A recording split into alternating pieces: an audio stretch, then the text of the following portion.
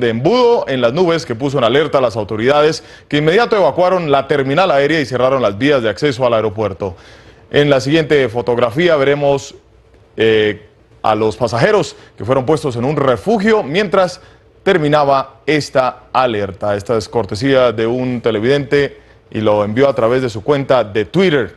Es que aproximadamente 50 tornados golpean a nuestro estado anualmente, por lo que es muy importante entender su mecanismo. Pasemos con nuestro meteorólogo Gastón, que hoy nos hace un análisis.